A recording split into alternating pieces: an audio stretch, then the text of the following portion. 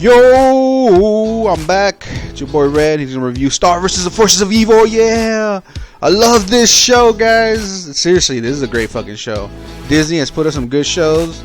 This is one of them now, man. I love it.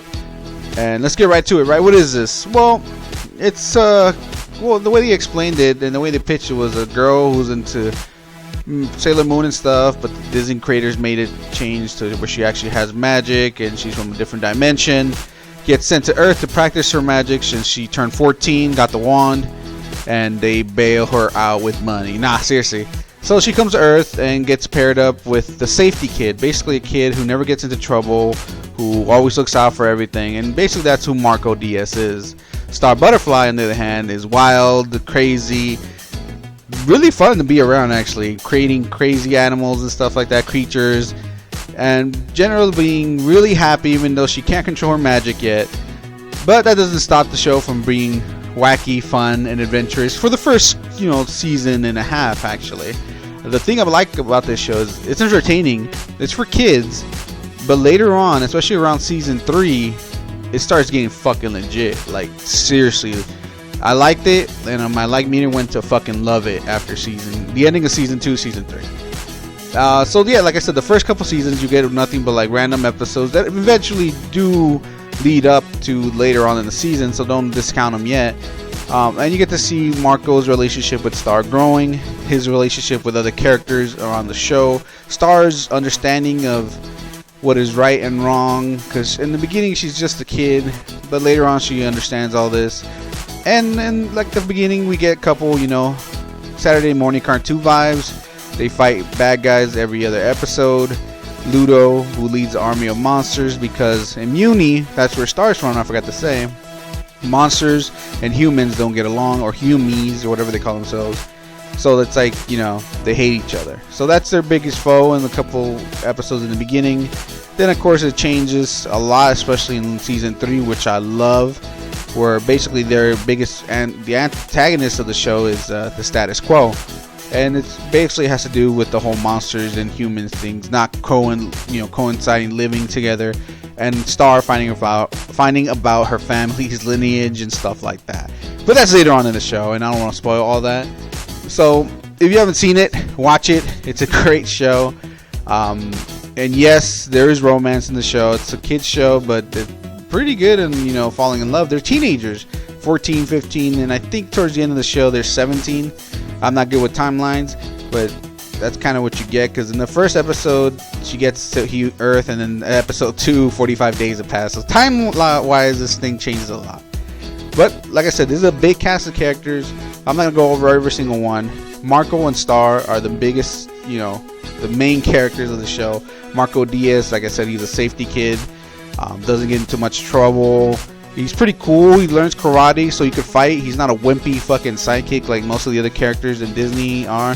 He actually gets down and fights fucking monsters with straight up karate moves. And then Star, of course, the fucking greatest female protagonist I've seen in a while, where she not only does she fight with magic with her wand and stuff, but she can get down. She's learned how to sword fight and stuff like that. She's cool. You can never really tell what she's thinking. Either she's always extremely happy or happy mad. I don't know. Whatever they did worked. I love it. Her basic appearance is the horns, and the dress, and her little cheeks have the little hearts. Every Mewni princess have had that has magic. Marco's typical is a mole, red hoodie. That's his generic sign and generic outfit. And like I said, they become best friends right away. Not in the beginning. It takes a while to get used to each other, but they become best friends. And, they help each other with relationships and stuff like that. And eventually, not really a spoiler alert, but they fall in love with each other. But it's kind of complicated. And actually, it's done pretty well. Realistically, I'm like, okay, that makes sense. But that's up to you guys to watch. I'm not going to tell you if they get together at the end or not. Unless you just, look online. Next character that appears a lot in the show is Ponyhead. Now, Ponyhead is fucking annoying. I hated Ponyhead in the first episode that I saw her in. But just like Ponyhead says later on in the show, everyone that I date hates me in the beginning, but they can't get enough of me at the end. And then that's true. Towards the end, I was like, Ponyhead, yeah, what's up, girl? It's just, she's the character you need to be obnoxious, loud, in any TV show. It reminded me so much of other people I know that hang out with. I'm like, yeah, that's them right there. But yeah, Ponyhead #1, man. Jana or Jana, whatever you want to say. This is how it's spelled. Actually, I thought it was wrong, but no.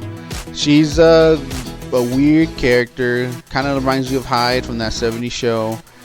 Thinks the world's out to get her and stuff like that. Hits on Marco continuously. Does some weird stuff. Overall, she's an interesting character. That's all I gotta say. But again, she's a character that's consistent, actually.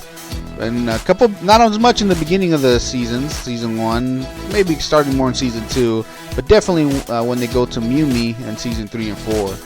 Because season 1 and 2 are on Earth, season 2, 3 and 4 are in Star's homeworld, Mewni. And somehow Jana gets there, I don't know. Glazeric, another continuous character, a lot in the beginning, not so much towards season 3, and a little bit more in 4. But like I said, they're consistent. He's the keeper of the book. He helps Star learn magic and stuff like that. He loves pudding. He's voiced by a great fucking voice actor, actually. It sucks that he doesn't come back for season 3 or 4, but that happens, you know. But overall, he's fucking annoying too, but he grows on you. You're like, damn, that's Glazeric for you, man. He'll do shit like that. But yeah, he's a cool dude. Later we find out some deep secrets from him, but I'm not gonna spoil those for you guys. You guys gotta watch that show. And Jackie, the last of the characters who doesn't really appear a lot, actually. I just like Jackie because she's fucking cool as fuck. Reminds me of a girl I had a crush on, who is exactly like Jackie, as cool as Jackie. I mean, that's why I could relate to Marco. I was like, damn, man, that's the girl I was in love with. She's generally really cool. Skateboards, gets down, hangs out with everyone. Is generally really nice. I never seen her get mad, actually. Not even when her and Marco date. Yes, they date, and they break up for a certain reason. I'm not gonna tell you what. And apparently she's the first Disney bisexual character. I didn't know that. I mean, I read that in fucking the thing. So, Star versus the Forces of Evil. Like I said, great show. Ludo is the main antagonist in the beginning, that little thing right there. But we get to fight actual, I guess, the status quo, which at the time in Mewni, when Star started, they didn't like monsters. Monsters didn't like Mewnis. They fought each other to death and stuff like that. And Star starts to see that differently, actually. She starts befriending monsters, you know, hanging out with them. And she doesn't understand why they're not together, you know, like it's society. It doesn't make sense, which it really fucking doesn't, you know. Sure, monsters look scary and stuff, but these monsters you could talk to, you know. They're not like mindless or anything. And so Star sees that, and she tries to change the kingdom, especially around season 3 and 4, when their lineage is brought up by someone, and they find out a dark secret. So she even tries to help monsters and stuff. True, change is great, but the way they went about it, they forced some changes that doesn't, and they made enemies from some of the humans, and it's a whole cycle that we've seen as a society. And I like that they bring up in the show about different dimensions and stuff, which is great. But there's a lot more characters. Like I said, it's a great show. I hope they make something else, like another season or a movie.